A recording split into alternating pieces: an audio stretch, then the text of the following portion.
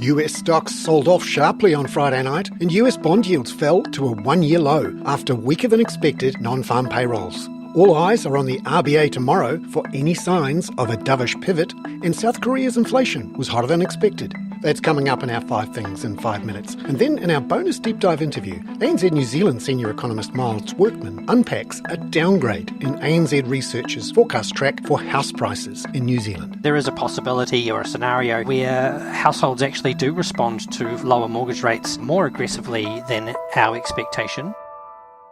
But first, in 5 and 5 with ANZ, US stocks fell sharply on Friday night and US bond yields fell to one-year lows. The US 10-year yield, for example, under 4%. That was after US non-farm payrolls growth of 114,000 in July was well below expectations for around 175,000. The Nasdaq fell 2.45% and the S&P 500 fell 1.8%. The US Treasury yield actually fell a total of 11 basis points to 3.79%. That's its lowest in a year, and it's down almost 40 basis points from a week ago. Here's ANZ Group Chief Economist Richard Yetzinger. The markets haven't handled the non-farm payrolls result well at all, in actual fact. I think parts of it are a bit of an overreaction, but certainly the message from the data that the US labour market is soft, that unemployment is clearly trending higher, that underemployment is clearly trending higher. In fact, the wage number also came in below expectations. It's really fueled the already embedded expectation of the Fed easing in September, raised the prospect maybe they'll sneak an easing in before that, and of course now pricing 3 solid rate cuts this year. I can't argue with the direction, but it all does look a little bit overdone to me.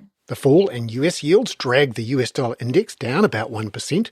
The Aussie dollar was up 0.2% therefore at 65.1 US cents this morning. The Kiwi was up a similar amount at 59.57 US cents as of 4 a.m. Sydney-Melbourne time. Number 2. Looking ahead this week, the big news in Australia is the RBA's decision tomorrow.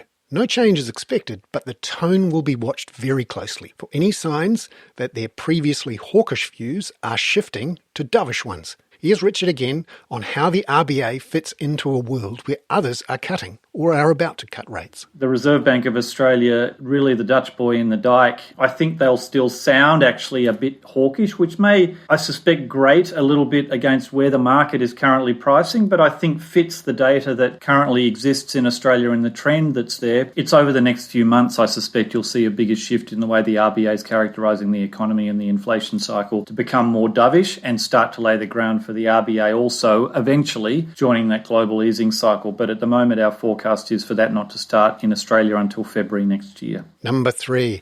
Financial markets are actually pricing in a rate cut in Australia by the end of the year. Richard thinks they're getting ahead of themselves again. Let's not forget, it was only about or less than 10 trading sessions ago the market was pricing the RBA to hike. We had that CPI number in Australia. We had the triple treat because that was added to by the Bank of England and the non-farm payrolls in the US. And now, of course, it's running for cuts quite aggressively. I think it's too early for the Reserve Bank of Australia to pivot from kind of at least talking about that there was some prospect of a hike to then turn around and actively ease. Number 4. South Korea's inflation data on Friday was surprisingly robust at 2.6% in July from a year ago. Food price inflation, and fruit prices in particular, were high. Pears shot up 150% from a year ago after bad weather hit supplies. Here's ANZ economist Crystal Tan on what it means for monetary policy in South Korea. Today's data will support the case for the Bank of Korea to be patient and freeze its policy rate at its upcoming meeting later this month. Our base case is still for the Bank of Korea to pivot in October, and that assumes that inflation will fall back to the low 2% range by then. The US Fed will pivot in September, and also the Korean government proceeds with its plan to tighten macroprudential measures to help contain household debt growth. Number 5. Data out on Friday showed Australian housing lending rose 1.3% in June from May, which was more than what markets expected. ANZ senior economist Blair Chapman says average loan sizes increased because house prices were up, and partly that growth was because of investors who borrowed more. We're really seeing investors increase their borrowing and obviously purchasing of homes and mainly existing homes. So that's not great news for everyone. And that's basically because we're not seeing new supply. So we haven't seen a pickup in building approvals for quite some time, and they've been going backwards. And so basically we're seeing higher housing prices.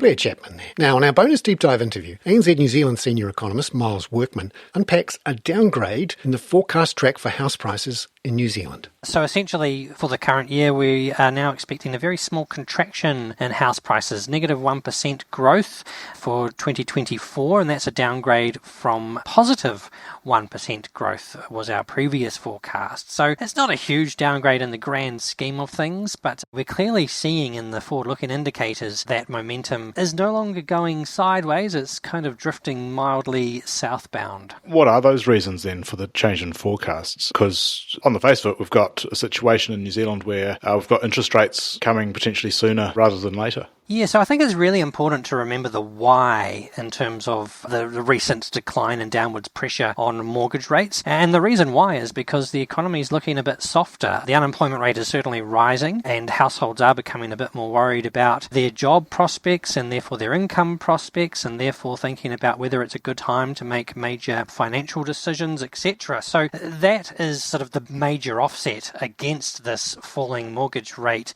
environment, and ultimately these are very big forces for the housing market, interest rates on the one hand and the household sector or household incomes on the other. But when we net them out, combined with what we're seeing in some of the forward indicators for the housing market, we are expecting that to come out as slightly negative house price growth. So if we do a quick rattle off what some of these forward indicators are telling us, for starters, we've got very weak sales. So sales in July were their second lowest ever read in data going back to the 1990s. If you take the sales to listings ratio, that gives us a good feel for supply and demand in the market. That's falling, suggesting that annual house price growth will be negative by the end of the year, and in fact suggesting a bit of downside risk to our negative 1% forecast. We see this across a range of other indicators too, such as the time that houses are sitting on the market, so the number of days it's taking to sell. That's been rising and is certainly above its long-run historical level, and auction clearance rates. So we look at the Barfoot and Thompson data, which only covers the Auckland market, but Auckland's a big share of our housing market, and lo and behold, the auction clearance rates numbers are trending lower as well, suggesting that does give us a decent steer on house price momentum and suggesting that there's a bit more for house prices to fall from here. Yeah, so I guess in New Zealand we've had consumer confidence low or lowish, and also we haven't seen the tax changes that the government made in the property market to the housing market really flow through into increased housing confidence, have we? That's correct, yeah. So what that suggests is any government policy changes that were potentially changes that may provide the market with a bit more confidence, well, even if that has happened, that has netted out against these other macro forces as still being a relatively pessimistic housing market. But what I would say, though, is that there's still plenty of uncertainty out there in terms of how these strong macroeconomic forces do net out. There is a possibility or a scenario where households actually do respond to lower mortgage rates more aggressively than our expectation, and in which case perhaps the household sector and labour market may not be as damaged as we thought it was. So plenty of uncertainty around our forecasts, and what we try to do with our house price forecasts is balance the risks on both sides. So fair to say that by the time we get to the end of the year, house prices may be negative 1% versus a year prior, as we are currently forecasting, but there is a relatively wide range around that in terms of our confidence. We could be looking at mildly positive growth or maybe something closer to negative 5%. These are all within the realm of possibilities because, as I mentioned, we are weighing up some very big macroeconomic drivers here.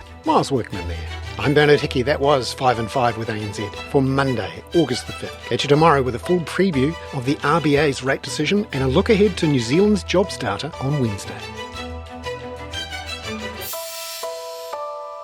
This podcast contains general information only, not investment advice.